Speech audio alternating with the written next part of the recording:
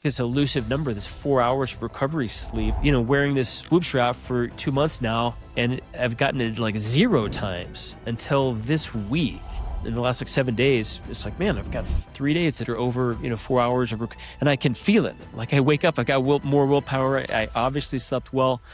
Wake up every day and look at how much recovery sleep you got. I mean, that's the ultimate, daily test, right? Of me having done everything else right. It's actually all about sleep. This is the Longevity Loop podcast, and I'm your host, Brent Wallace. In every episode, I bring you the leading voices in longevity, plus my own insights to put the world's best strategies directly into your hands, making elite longevity strategies accessible to everyone, regardless of your background. So let's jump into the loop starting right now.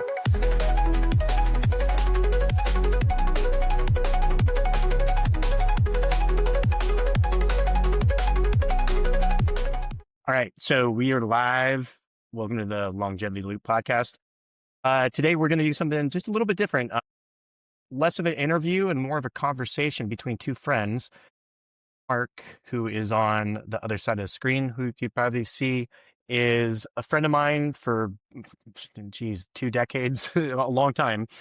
And and we've always kind of talked about longevity and stuff. And so this is going to be a conversation about longevity, kind of what we've been doing, protocols, stacks, what works, what doesn't work, news, it'll probably go all over the place, and just trying it out for a new format. So it might be a monthly episode, as long as Mark agrees to that. And we'll just kind of go through there. We thought it would be beneficial for people to hear this. So anyway, Mark, welcome.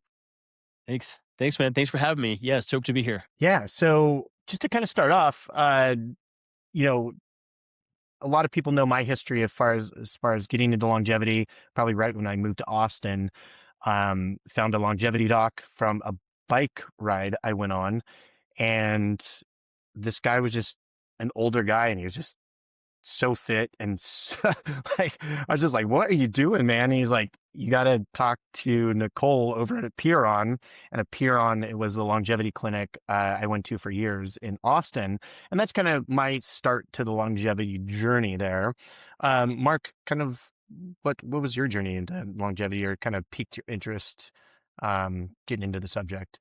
Well, so we've been friends like 20 years now, right? And we've had kind of a long-standing kind of monthly call. It's kind of on a call and kind of talk shop about our lives and whatever. And you've always been an inspiration for fitness, doing all these bike races and stuff. I remember 15 years ago going in swinger races and whatnot, and just hearing what you're up to. And then I don't know, maybe 7 years ago or so, you had started to look more into the longevity stuff, and I think you'd gotten John Sinclair's book. What's it, Lifespan? And it told me about that. And I mean, I've always been interested in fitness, but there's kind of another frame around it, and it's this longevity piece, which is really different than fitness, and it's different than just some of the other kind of frames that get put around fitness. And when you told me about that book, we read it, and man, it changed our life. My wife Haley and I, and we've been super serious about it since then. I mean, you've been a huge inspiration for all of this. You told me about, Brian Johnson stuff, 4 years ago or so, and that was just kind of hitting mainstream. And I mean, we've really taken it and run with it. I was pre-diabetic. I got a lot of diabetes in my family. And as recently as 6 years ago or something, I mean, my hemoglobin A1C was up at sort of 6.2, 6.3, right at the top of prediabetes and the bottom of actually diabetic. I was like, man, screw that. I'm not going to be diabetic. I got it in my family. Different folks have really struggled with that. So we got really serious about intermittent fasting. And actually, over the course of about 8 months, I really kind of selected for, or we didn't do a whole lot of exercise. It wasn't exercise which did it. I just did 16-8 every day religiously for about 7 months, and then at the end of that, took my A1C, and it was down at 5.5. And I just took it here a couple of weeks ago. It's 5.2, right? Just solidly down in the like normal range.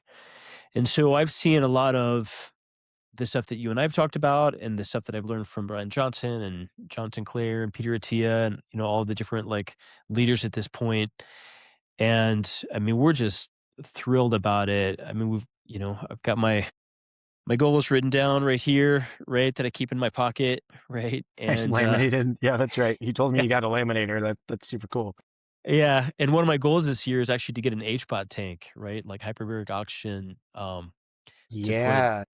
in our house. So yeah, that's kind of how we got into this. Yeah, I want to get into talking about that. That was one of the I think when you're sharing that you got that for your birthday, Haley got that for your birthday, I think, like a pack of like 10 or whatever. So that's definitely something I want to revisit. And I think that was maybe the genesis of me even just thinking is like, man, we talk about so much cool longevity stuff, like what you're doing, what I'm doing.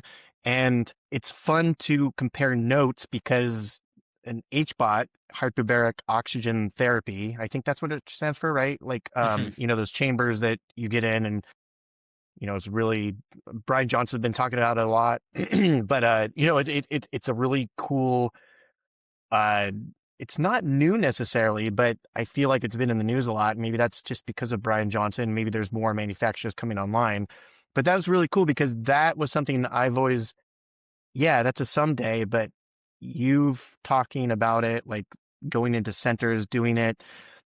I was like, maybe it is a little bit more accessible than I thought. What I always love about your brain, Mark, is that you have like a lot of times you're like, how can I turn this into a business so I can get the benefit of it and really also get the hyperbaric oxygen therapy going because they're super expensive, right? And I'm sure we'll get into that. I mean, we can just get into it right now. I guess the only thing I was going to touch on, I guess it's escaped me, but basically, um, like just talking about this podcast, uh, the thing about it is the new stuff that we're doing is just enthusiasts. And one thing, so I mentioned Alex Krotowski was just on the podcast on the last episode before this, and she wrote the book called The Immortalists. And she's talking about, how Silicon Valley kind of approaches it. And one framework that she shared was that was in the book that I read as well was kind of the 4 different phases of and I almost added a 5th phase. I don't know if she necessarily agreed with me, but basically, and I might kind of forget the phases, but basically one was just kind of like the Ray Kurzweil, like up, the singularity, upload your consciousness to the cloud type of thing. And then there was, kind of the Peter Thiels and kind of like the next levels down. And kind of at the bottom of that, I shouldn't say the bottom, but, like one of the groups was the longevity enthusiasts. And that's the camp that I, solidly put myself in. I'm imagining that's what you are in, and probably the bulk of our listeners, watchers are probably in that camp as far as like, cool, metformin, like let's experiment with some sirolimus. I've got a doctor that will prescribe me, peptides or hormone therapy or, and we probably all got the whoops. I know you got a whoop. We'll probably Yeah. talk about that a little bit, Yep. but yeah, it's just all about these things. And that was the classification of the enthusiasts, trying to improve your health span necessarily, not trying to live to 200. Although I wouldn't argue if I lived to 200 healthily, but, for right now, I'm really concentrated on, hey, I've got a 5-year-old son. I want to be mountain biking with him when I'm 70, 80 years old, that kind of thing, whereas like being healthy and capable, mentally sharp, all those things that come with it as long as possible till the day that I pass. And so, um, so, and then the 5th category that I was going to talk about that I kind of added to that was like the people in the blue zones, because there's people who are for sure doing these longevity protocols. They might not be considered enthusiasts or even doing it on purpose. But the thing about the blue zones is these people are just living their lives and then kind of naturally living these long lives. And, there's ad nauseum investigations and documentaries and books about like the blue zones and what are they doing to make it, like that they're living to 100 healthily and whatever. And so that was kind of like the 5th kind of category that I thought was also kind of worthy of being in a category, is the people that are naturally getting to this longevity point without really like reading a book about it or, taking metformin or anything. Just like, hey, they're active socially, they're active physically. There's all the little things that go into that. Mhm. But yeah, let's talk about hyperbaric oxygen therapy. First tuned down to that. Was it Brian Johnson? Yeah, it was Brian Johnson. I mean, um, the idea that, it's a unique therapy. I mean, I think a lot of us are looking for, what's some sort of like exogenous therapy, right? I mean, we all kind of know some of the, I assume most of us kind of know the basics, but I mean, there's really only, as far as I know, the simple ones are like about 5 to 7 kind of modalities that some of the people that are really leading this are. I mean, it's like exercise every day. They're often eating within a narrow window. They're getting perfect sleep, right? So, 8 hours of sleep a night, going to sleep at the same time, and trying to get 4 hours of recovery sleep. So it'd be like REM sleep plus deep sleep, and try to get 4 hours. That's been a stretch for me, hard to figure out. Um, there's a couple more pieces in there.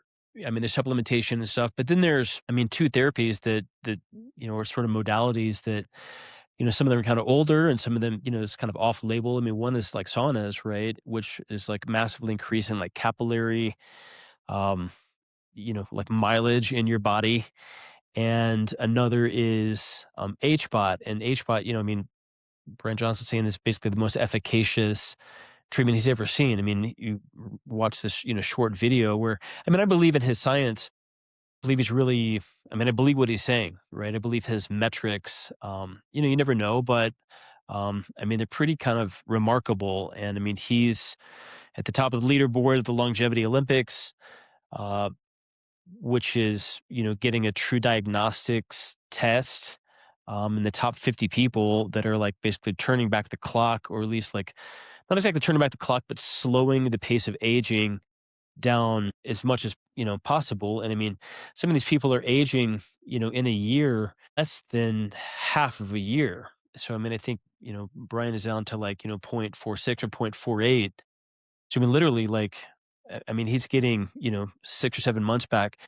When you were telling me about this years ago, it was like a lightning bolt. You told me, you said, look, dude, the current science says that for every week that you live, you get 2 days back. And I was like, what do you mean by, what do you mean? Right. And it's like, well, the treatments that are coming out, and sort of like the longer we live into the future, the more days we'll get back per week. Now, are we going to get back 7 days per week for every 7 days we live?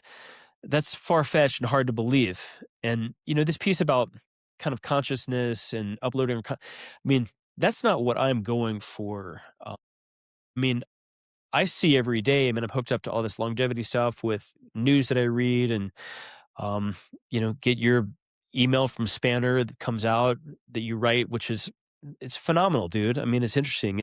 It's just great writing and it's great content. I'm like, oh man, another Spanner email came out. Brent wrote that way. And so, I read them. I sit down with a cup of coffee and I'm like, read this stuff. And like, interesting. I didn't know that. The, resting heart rate was, sort of founded in 1790 or whatever it is. The HRV stuff with the horse doctor. You mean that one? Yeah. Yeah. Yeah. The trip. The larger piece of this for me, it's fascinating. The idea of longevity is like highly confronting. It's confronting to people. You start talking about it. At least half the people you talk with, if not 75%, that aren't like totally on this track already, they're like, they get mad about it, right? They're like, what the hell are you talking about? It's almost like immoral, right? The idea that I could like extend my lifespan. And I've really thought about that a lot. Like, what's that about? And it's sort of like, it's so confronting, the idea that I myself am responsible, like I have that much responsibility and actually that much like self-empowerment that I could actually take my life, which has maybe got, I don't know, an 80 or 85 years lifespan, and turn it into a 115-year lifespan. That is just like a mind bender. And it actually changes so many things about what we think about time, right? About like starting a business. well, when I'm like 70, I'm going to like want to like not be in the business anymore because I'm going to be old, Right. right? Well, what if I stretch that out to 90, right? How do I think about the business decisions that I'm making and think about some kind of multi-generational, like a long, like a 50, I'm 52 now. How do I think about a 50-year business career that I have left instead of like a 20-year business career or whatever?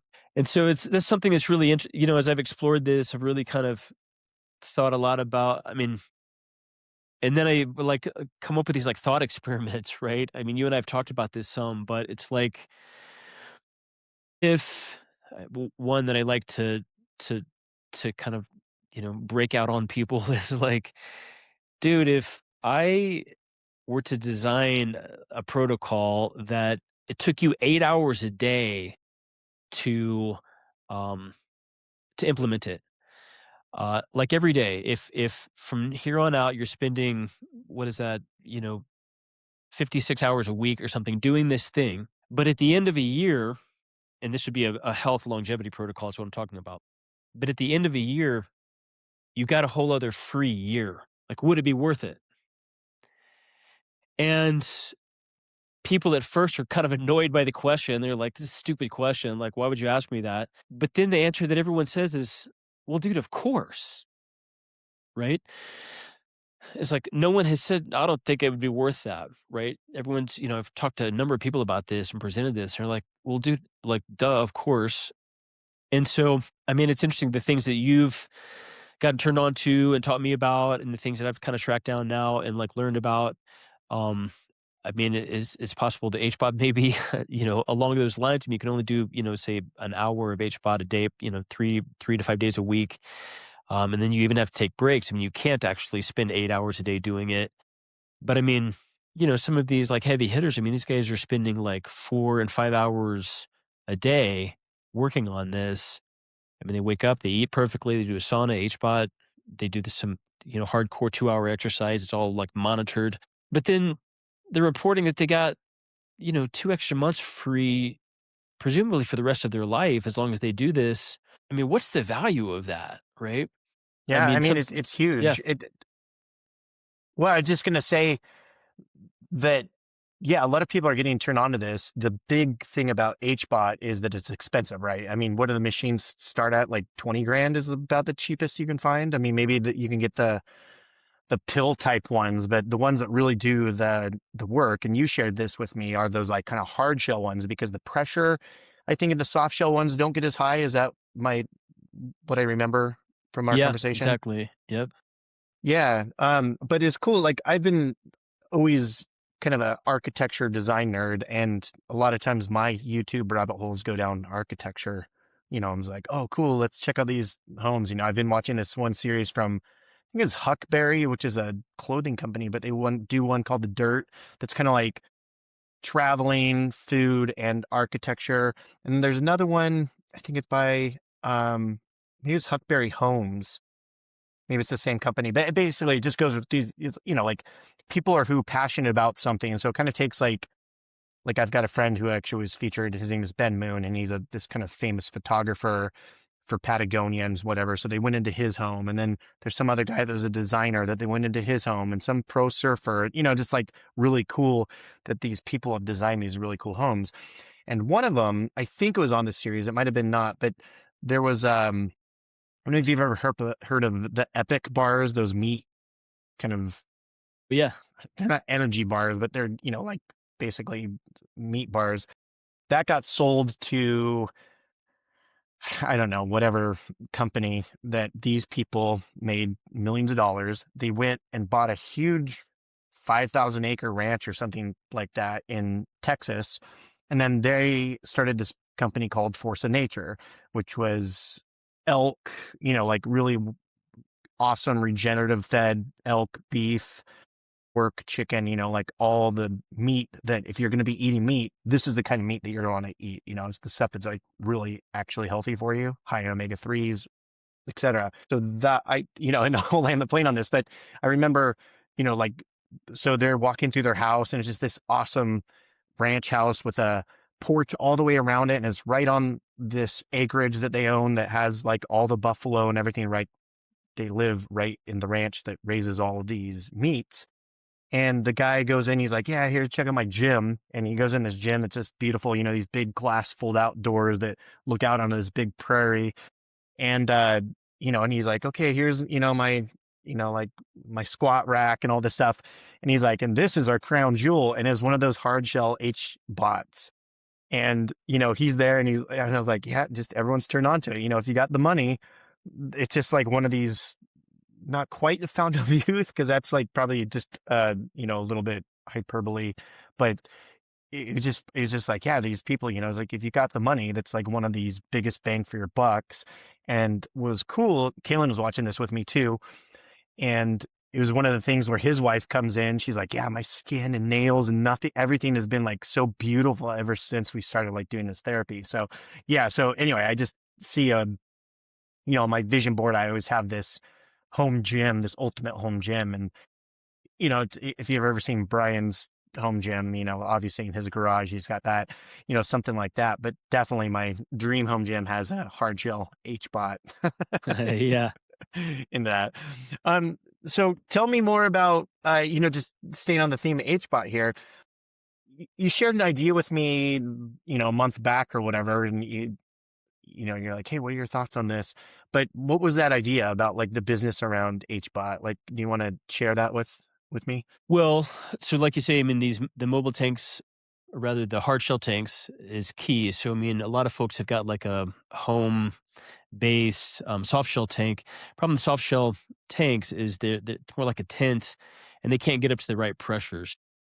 I mean, the pressure you're talking about is like 2 ATA. It's basically 2x atmospheric pressure, which would be basically like scuba diving going down to like 33 feet. If you imagine the pressure you'd feel, the kind of that's basically the pressure that's needed to get up to, because I mean, it's just room temperature that's creating the pressure. It's not oxygen in the tank.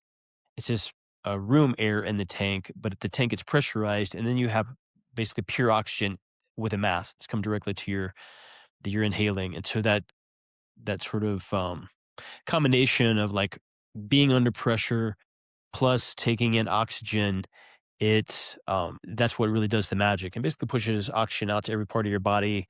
Oxygen in the body is what really kind of heals different, ailments and things. I mean, they've like wound recovery, fire wound recovery, people who are recovering from all kinds of things.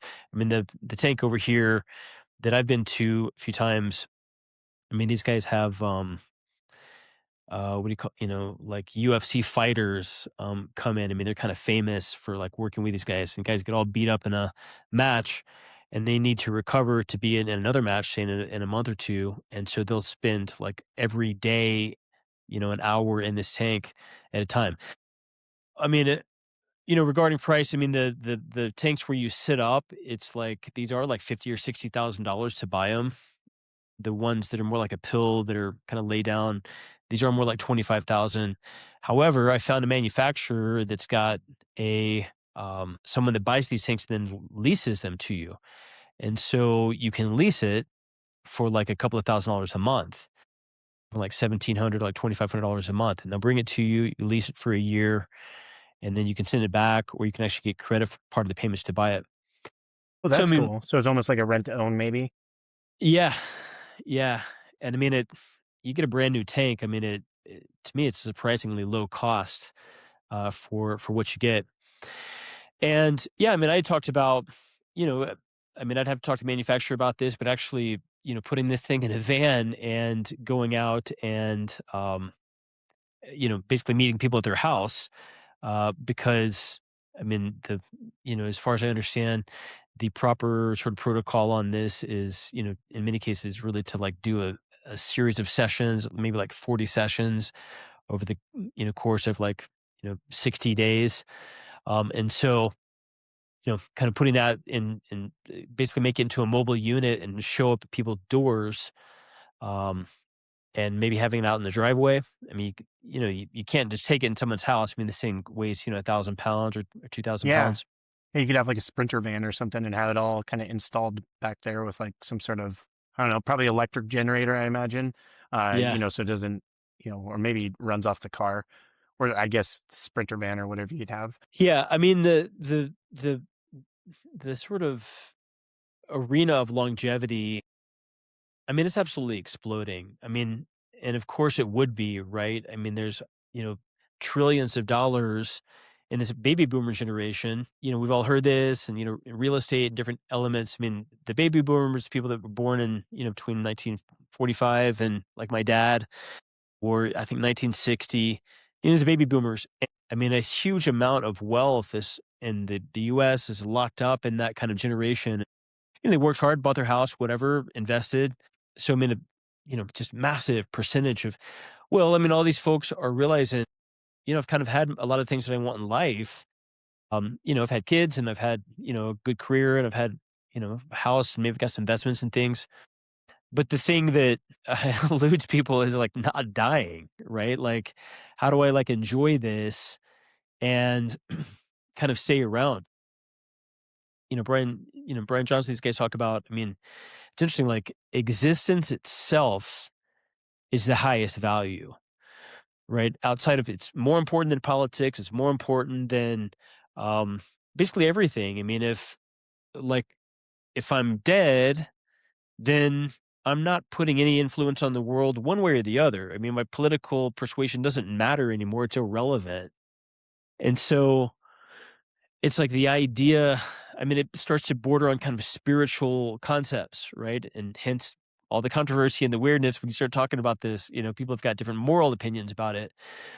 But, the I think that all things like longevity that are indeed efficacious and that can get proven with some, real, blind pool, scientific studies, and that prove to be true. I mean, there's just industries that I mean, there's massive multi-billion-dollar industries that haven't even been thought of yet. And it's not all just like an AI or something, right? I mean, there's all of that, and there's going to be huge advances made over there. But I mean, coaching, services. I mean, you've heard, I mean, these guys at Blueprint, Brent, I mean, they just started a new program, which is coaching for longevity. It costs $1 million a year. Yeah, I saw that. And it's like, whoa, right? Someone come along and pay you $85,000 a year just to live. I mean, I imagine to be completely full and they probably have a wait list, right? But you start to get the sense of like what the value is of that to people. Yeah, I mean, I'm a serial entrepreneur. You and I have bounced, dozens, I don't know, probably hundreds of like ideas of different businesses over the years and having this conversation for 15 years. And I'm not sure that exact I couldn't really figure out how to find a market fit for it and if that would actually have legs. But I mean, there's hundreds, thousands of potential like service offerings, business offerings that are going to come up and be incredibly successful around this of have people, have a longer lifespan, have them have a longer health span. You've pointed out that, Peter Attia talked in his book, I think Outlive, is that, a huge piece of this that is not often kind of thought of. I mean, you've brought this up again and again. It's like, dude, the mental health piece of it. Who wants to live to be 100 years old if you're like miserable, right? And that's just an interesting piece there. And so, I mean, all of the mental health stuff. I mean, myself, I've got a counseling appointment later on today, right? Because I'm trying to, work on some things and ultimately be a better person, better husband, deal with some of my, anger issues and shit that come up, right? So how can I myself, as I'm on the best exercise routine I've ever been on, as I'm getting the best sleep that I've ever gotten, as per, like you say, this whoop strap that you sent me, how can I actually get my mental health really right, like in a better place than it's ever been before, so that I'm not getting older and sort of in some crappy state of mind that instead of getting mentally healthier every month while I'm getting physically healthier too. Yeah. I mean, the one thing that, we're talking about the HBOT and like, yeah, these things are, minimum, either a monthly commitment or, you know, tens of thousands of dollars commitment. And the thing that we always talk about, it doesn't take that to the baseline stuff. And you hear Brian Johnson talk about this a lot. It's the sleeping, the exercise, the nutrition, and then, kind of community mental health type of things. And those are the things that they're not technically free, but most people are doing these things anyway. You can exercise for no cost. I mean, you can find bricks and, there's so many garage type gyms that you can get that from just like found stuff or stuff you might have, like we had some friends over last night and I was showing them, my kettlebells and maces and all that stuff. And he's like, we just use a sledgehammer at our house, I'm like, yeah, that's pretty much a mace is exactly the same thing, and he just had it. So a lot of those things are just making the choices that you can when you're in the store, it's like choosing the good food over, say trashy chips or desserts and high sugar saturated fat or not saturated fat, but hydrogenated oils, stuff like that. But it's like one thing. So the interview, the podcast that we did just last week with Alex Krotowski, who wrote The Immortalists, as I was telling you, she had such an interesting take on the whole longevity thing because it is such a privilege and it's such a kind of out of reach for so many people that, like you look at Brian Johnson, he's, like sold Venmo and made, millions and millions and millions of dollars. So, he's a multimillionaire. So it's easy to almost get, I don't know if jade is the right word, but you're at this point where you're like, yeah, that's easy for him to do because he's a millionaire and he's got all the resources and whatever. But on the flip side of that, it still takes work. Like he still has to dedicate himself to that, like versus like, hanging out on the beach and drinking margaritas all day. He still has to like get up, be disciplined. And that's kind of his whole MO is that he's taking the decision matrix out of it. And then I've heard him talk about, this is bedtime Brian, this is morning Brian, this is, the different roles and the different personas that he has to engage himself so he doesn't stay up late and eat junk food and watch TV. He's like, nope, this is bedtime, Brian. We go to bed at, whatever certain point it is. But then I always appreciate him also saying, it's like, look, you don't need the metformin, the sirolimus, the peptides, all the fancy supplements. Sure, they can help, but that, and he's not the only one that says this, but it doesn't matter how many supplements and all those metformin, peptides, whatever, if you're not getting the basics right, those things won't help you if you're not actually getting those foundational things, sleep, nutrition, exercise, mental health. And there's probably a couple other there that are more easily accessible.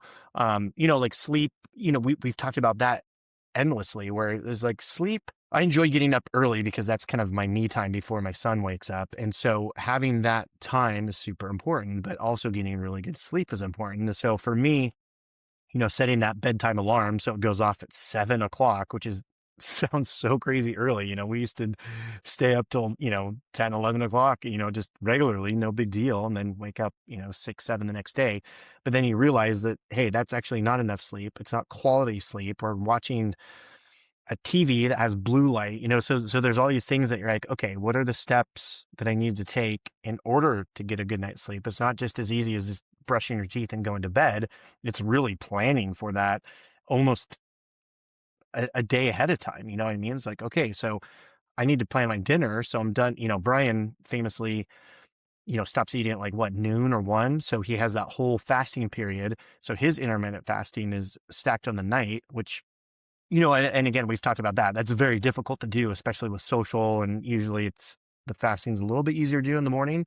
But for intermittent fasting, but then coming into that, as far as like planning your sleep, it's like, okay, so I can't eat at 6 o'clock like I was if I'm going to be going to bed at 7:38 because that's just not enough time to digest that food. And then you will wreck your sleep. So it's like, okay, so you have to meal plan. It's like, okay, I have to start making dinner and eating by 4:45 at the latest so I can get into bed at 7:38, making sure that meal is a little bit lighter, making sure my biggest meal is probably lunch, with my big protein and salad and that kind of intake. And then making sure my dinner is a little bit lighter, little bit easier to digest. So usually for, at least for me, it's a salad with some protein and some nuts and olive oil and something like that. But anyway, but just going back to that, it's like, if you're listening and watching this, the one thing that me and Mark always talk about is that longevity is accessible to a certain tier of people, but we fully understand that, like we're sitting here from like, we're lucky to be in the positions that we are, that we're entrepreneurs, we work for ourselves. So we can kind of readjust our schedule to like make these things fit. And while at the same time landing the plane there about the podcast that I did with Alex Krotowski, is that that's still luxury. Like if you're busting your ass working 3 jobs, on that more poverty end of the spectrum, and have children and, like you don't have the luxury of time. You don't have the luxury to, rearrange your schedule.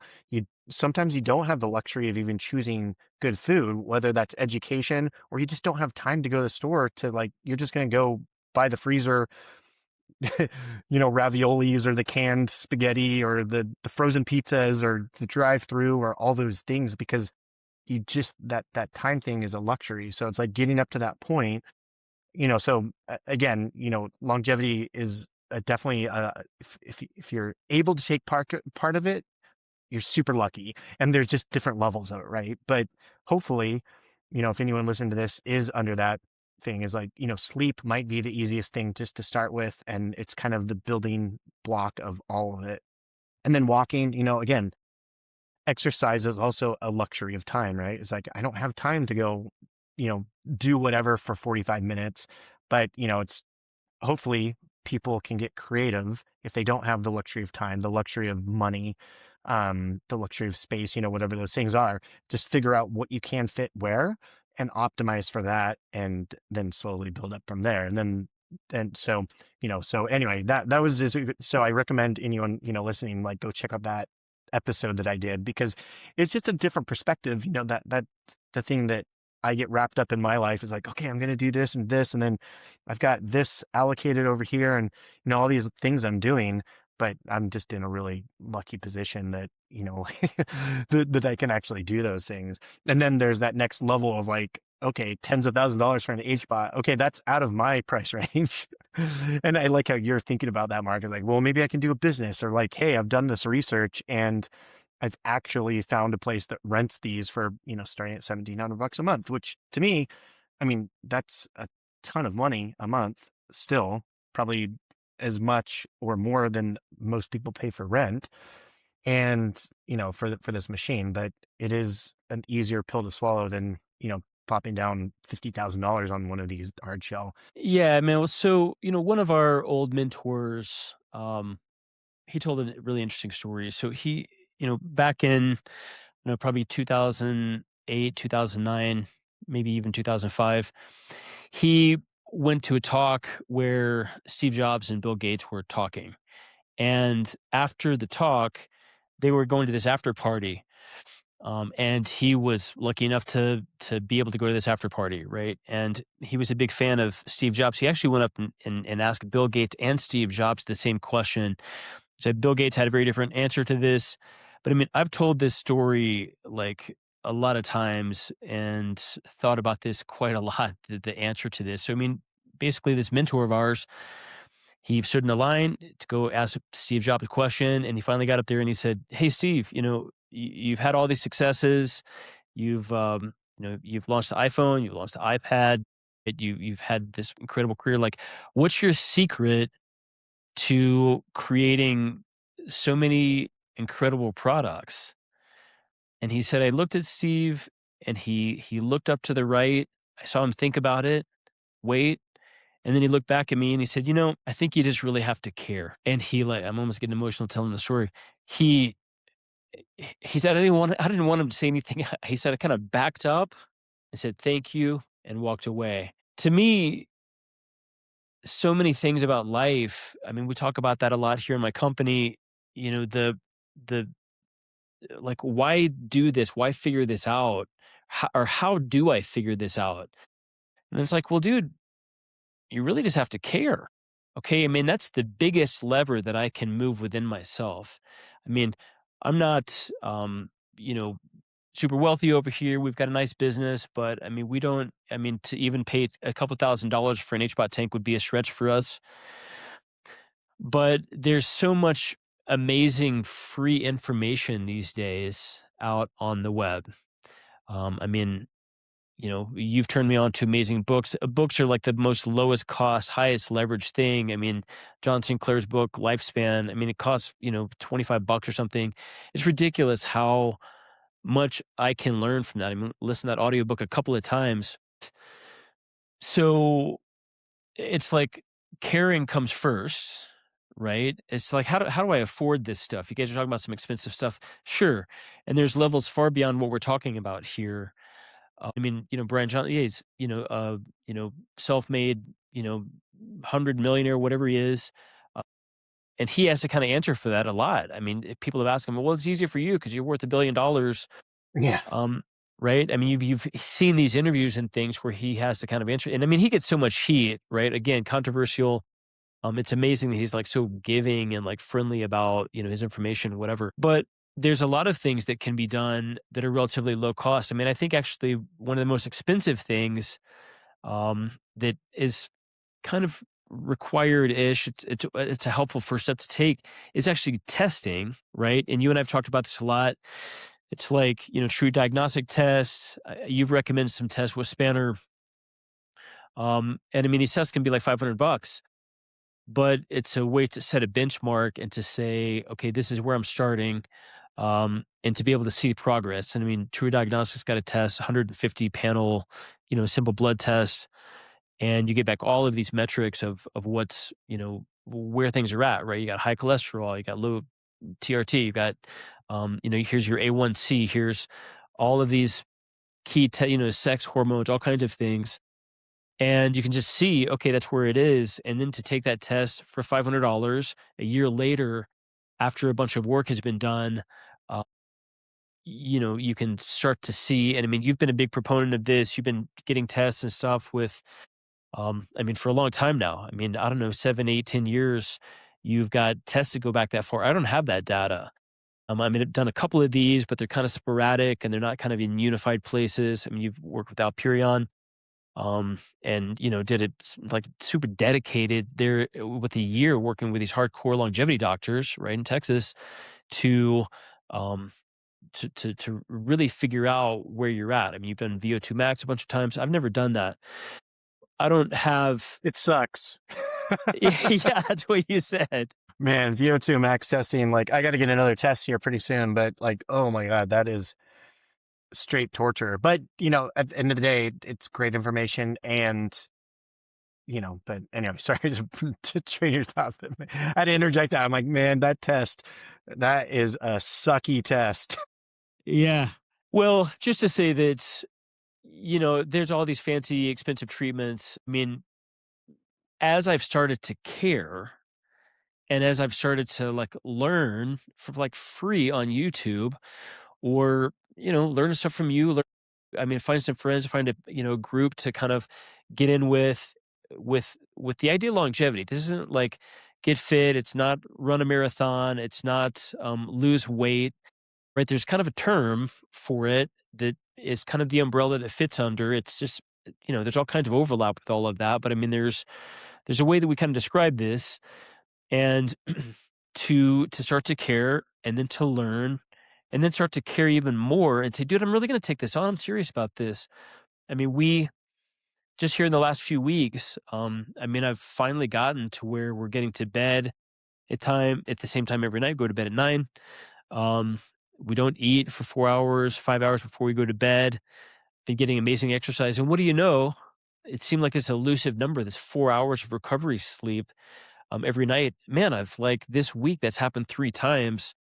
I mean, I've been, wearing this whoop strap for, 2 months now, and I've gotten it like 0 times until this week. In the last like 7 days, it's like, man, I've got, 3 days that are over, 4 hours of, and I can feel it. Like I wake up, I got more willpower. I obviously slept well, right? Taking care of some other habits that just keep me up at night. Using way back on the caffeine, a lot of things that, you and I've talked about for a long, long time. you know, to get up into the higher level, of course you could, I mean, there's probably no end of how much, resource you could throw at this, and it's like nowhere near accessible for so many people. But there's, yeah, I don't know, a huge percentage of this could be gotten by um, caring, and then say, no, I'm going to do this. I'm going to get exercise 5 or 6 days a week. I'm going to really consider and like learn what intermittent fasting is, and I'm going to go to bed at the same time every night. Right? It's free basically to do that. Yeah. Yeah, I mean that's such a great point there. You touched on something real quick there, and I was like, "Oh, how's that going?" The caffeine thing.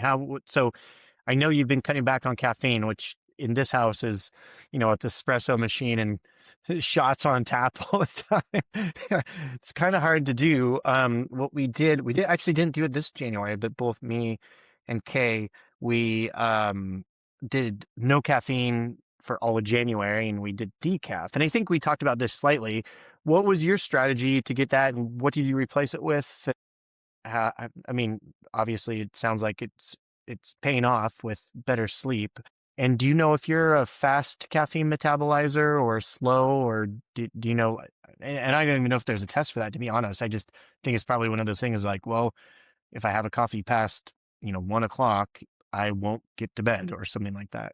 Yeah. Well, man, I mean, coffee is like, like, pulling out the big guns here, right? I mean, coffee is like, don't be talking about my coffee, right? Yeah, Um, yeah, it's the nature of the gods, man. yeah, I mean, it's really just a plant medicine. Haley and I've been working with plant medicine for a long time now, and it turned out at the end of the day, I mean, it's one more plant, alkaloid that does kind of interesting things in the human body. I mean, I love coffee. I love the, all the whole thing, the ritual, the flavor, the smell, all of it. I mean, I read an article recently that said that people actually age, they don't age continuously. They age in these kind of very fast spurts. And one of them is kind of in the mid 40s, and the one is the early 60s. So like 45, 62. It's almost like in a year, you could age like 5 or 7 years or something. And part of what happens at those ages is that we stop metabolizing caffeine and we stop metabolizing alcohol as well. And so, if the body can't metabolize it, and I don't even really understand exactly what metabolizing something means, right? But I mean, we've got a metabolic system, kind of processing through it. We haven't drank alcohol in years now. That works really well for me. But caffeine has always just been a struggle. And I mean, man, I mean, coming off, I mean, for me, dude, coming off of coffee, I mean, I've tried to quit for months at a time, and it'd be like 2 or 3 months into it, and I'm like, dude, I'm still tired. Like, what the hell, right? It's like, well, bro, your adrenal glands can take six. I mean, some people don't have any effect at all. Some people it takes 6, 9 months to reset their adrenal glands. And when I hear this, I'm like, what the hell is happening to my adrenal glands if I'm not doing that? Right? Like, my God, it's like pulling on this rubber band, it's like back and forth all day, every day. So to get off coffee, we actually bought some caffeine pills, right? And I mean, it's still a work in progress. I mean, we have taken a big long break now from. I mean, I love espresso. We've got all the espresso machines here. Love going out to coffee shops, everything else. And I mean, Haley and I were really talking about, literally talking about this recently. It's just like, well, what do we do about the fact that I love going to a coffee shop and I love that atmosphere? And it's like, well, there's a number of ways to look at that. One is that, first of all, I feel stupid standing in a line of 15 people waiting on some, coffee, right? I mean, just standing there waiting. Hates that. He's like, dude, why are we standing here? The other thing is, does it really matter that much? Okay, I'm talking about a long arc of my life being healthy, ultimately getting healthy sleep. Caffeine rolls up into sleep.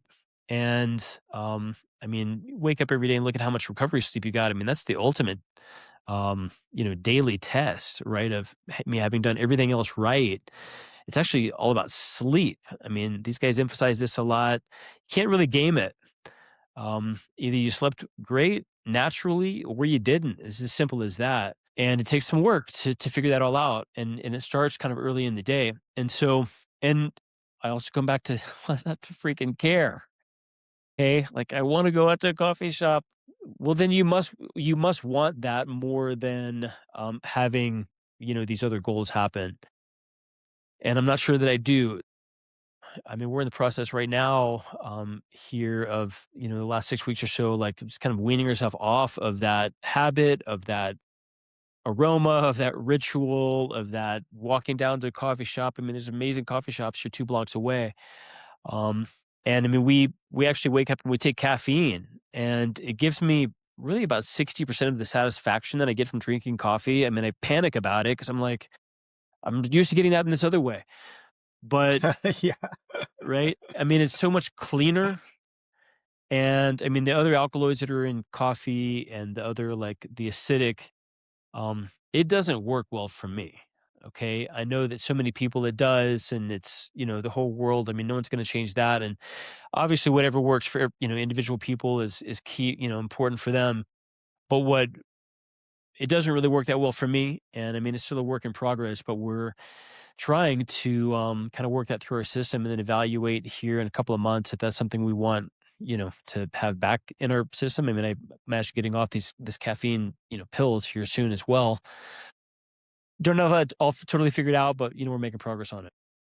Yeah, that's cool. So you've been titrating down, right? Like you started at like what, 200 megs or 50 megs or whatever, and then you've just like slowly made your dose smaller and smaller and smaller. Is that kind of your plan to kind of wean your body off of the caffeine? Yeah, basically. I mean, I was kind of at 200 milligrams down, about 100. Yeah. So I mean, with these it's like one capsule is 100. I'm probably drinking probably 250 milligrams of caffeine a day with my, 2 or 3 espressos that I'm doing, double espressos, right? So, yeah, I mean, it's progress. And we were just talking about this earlier. It's like, man, I just feel great when I wake up. It's just a whole different thing here. The mornings are different. My meetings and business that and employees, my relationship is different, right? I'm not flying off the handle about stuff that is not a Yeah, big deal, because it it is kind changes of an things. irritant, right? Like I feel like caffeine can be that irritant or whatever, but that's cool, man. I mean, it makes me want to kind of revisit that. I think overall, I metabolize caffeine well. I still get pretty good scores. Usually the thing that affects me when I drink, I'm not drinking for the first quarter of this year, if not longer, kind of depending. And you also touched on something too. It takes, it's with drinking and with caffeine, it sounds like too.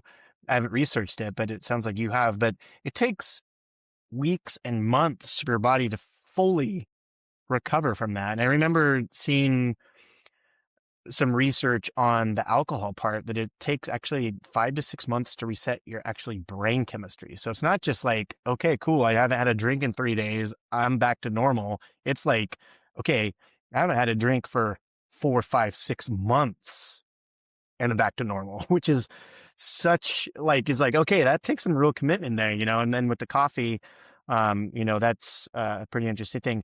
Mark, I'm going to say one last thing. I know you got a stop you got to take care of there, so we'll just end this here. This has been super cool. I'm glad you got to join in, and we'll make sure to do it again because I feel like I have this whole little bullet point list of like, hey, here's some things we can touch on, and I don't think we touched on any of them. Maybe HBOT is the only thing, but I was going to say. Caffeine, have you looked at TeaCrine or any of those kind of alternative that kind of have the same effect as caffeine, but they're different? TeaCrine is one, and there's another one, but anyway, it might be worth checking out as far as you can get those in the capsules, and they're in some energy drinks. But I know the powerful thing about them is that they have a shorter half-life. So with the caffeine being the half-life being, 6 hours or whatever, I think TeaCrine or whatever actually does flush out of your system faster, but giving you the same kind of effects as caffeine. So Interesting. might be worth checking out. And there's a couple, it's TeaCrine is the one. It's TeaCrine, I think, something like that. But anyway, you should be able to find it pretty easy. And then there's even a newer version that they just made that's something along those lines name wise. And it's also supposed to be that same thing where it's like, helps you kind of maintain that clarity. One thing that I've been getting into, and I don't know if we've even talked about this, but the ketones, I've been buying this in bulk and just taking a shot. It's actually funny. The other day I was on a call with the longevity clinic marketing, my marketing business. And I didn't realize I was just pouring this and I just took a shot and I was like, oh shit, it probably looks like I just took a shot of alcohol or something in front of Got a some client. vodka there But I was on like, your oh, call. hold on. Yeah. I'm like, hold on. Those are ketones, I promise. But anyway, that's also, I don't know if you played with that at all, but that is also something that, I've heard Tim Ferriss talk about that for so many years. Ketones is a pretty interesting thing as far as like the brain component thing. And I've heard many times, and maybe it's even Tim I've heard talk about not doing the coffee. Well, he's kind of more of a tea guy anyway, but that's just to say caffeine for all purposes. But like that helping that brain stimulation and kind of like recall and all those things where you don't have the stimulation. It's actually just fuel for your brain versus stimulants for your brain. So just probably worth checking out. But man, thanks for jumping on the podcast with me today. And yeah, we'll do it again soon. But otherwise, thanks for showing up, man. Awesome, Brent. Thanks for having me. Talk to you soon. Yeah. This is the Longevity Loop Podcast.